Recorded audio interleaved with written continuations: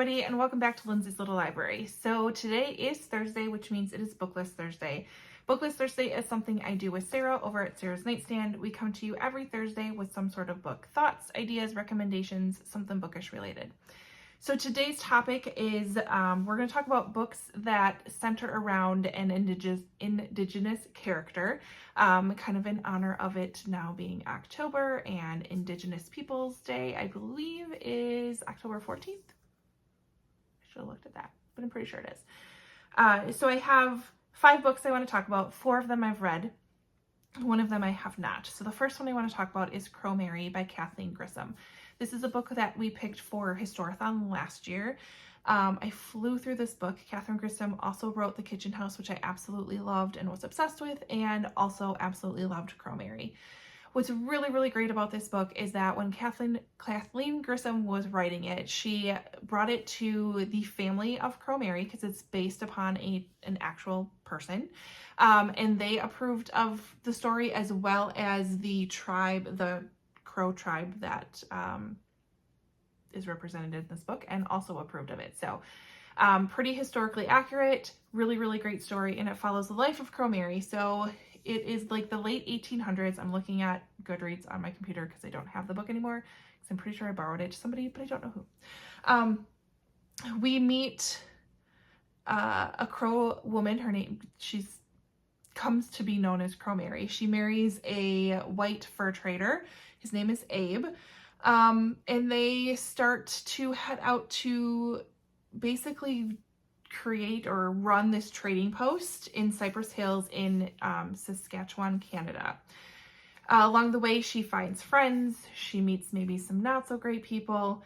She is this conduit between her tribe and her traditions, and then understanding where Abe is coming from and understanding where the world is now and trying to bridge that gap. And that's really kind of where she lies, and she does a really, really great job at it.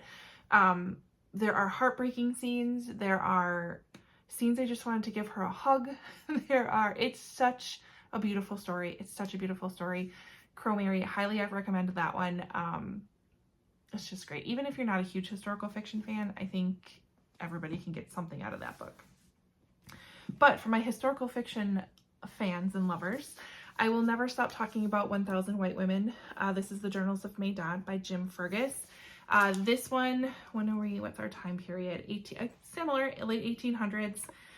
It's based on an actual historical event, but told through these fictional diaries. So if you like epistolary type novels, this is it. It's a story of the remarkable woman who travels west to marry the chief of the Cheyenne Nature. So it begins with May Dodd's journey out west, and she finds, she was committed to an insane asylum by her family for the crime of loving a man beneath her station. So then there was negotiations made, and basically 1,000 women, most of them from an insane asylum, were kind of traded as to be wives to Indians and Indian chiefs. And this is the story told for one fictional character, but based around true events. And I seriously love this book so much. I should actually reread this one. This one would be a good Historathon reread. Might have to do that, but recommend that one as well. Another one that completely stole my heart, Where the Lost Wander by Amy Harmon. Oh, Amy Harmon knows how to start out an epic story in this one. I want to say the beginning, the prologue, that is 2, 4, 6 pages. 6 pages. She just comes at you full force in 6 pages. But this one follows Naomi May. This is 1850s.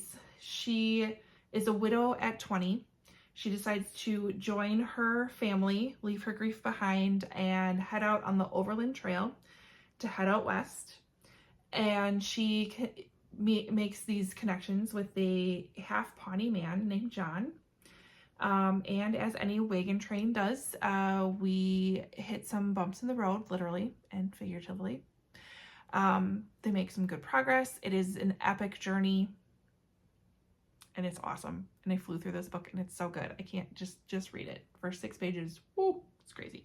All right, so the next one I want to talk about is Follow the River by James Alexander Thom. This one was recommended during the reading retreat. I have heard of this. I've also watched the movie. I feel like I was a kid when I watched the movie, but definitely interested in this one. So this one follows Mary. She's 23, happily married, trying to make her way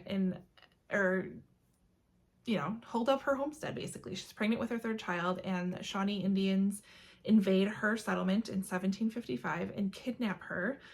For months, they hold her captive, and nothing really breaks her spirit. She ends up escaping and following the river. So I should put this on my Historathon pile. Maybe that's just the start of my Historathon pile. I don't know.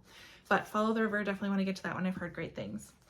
So getting out of the historical fiction realm, Jodi Picoult, of course, has dabbled in stories about the Indigenous people. So this is Second Glance.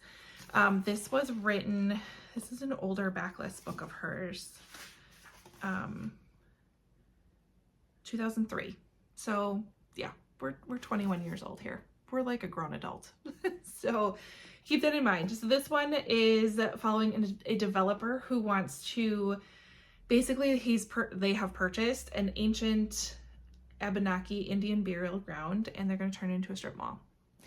And once things start moving, some very strange things start happening. And so this ghost hunter comes to town, searching for kind of what's been going on and trying to find how do I want to say this? A source for the weird things that have been happening. But in true Jodi fashion, it's not as simple as it seems. And I remember reading this. I remember vividly like picturing kind of the things that were happening. It's not super creepy, but definitely makes you question. So I loved it. I enjoyed it. I would recommend that one as well. So those are that's my stack of books. Of course, I don't have one of them here, but stack of books for books with Indigenous characters in them. Again, if you're going to pick up any of them, I would say go with Crow Mary or Where the Lost Wander, or if you want more of a contemporary take on it, this one is fantastic as well. So head over to Sarah's channel and see what she has for Indigenous characters for us today. Otherwise, like, comment, subscribe, and I will see you next time. Bye.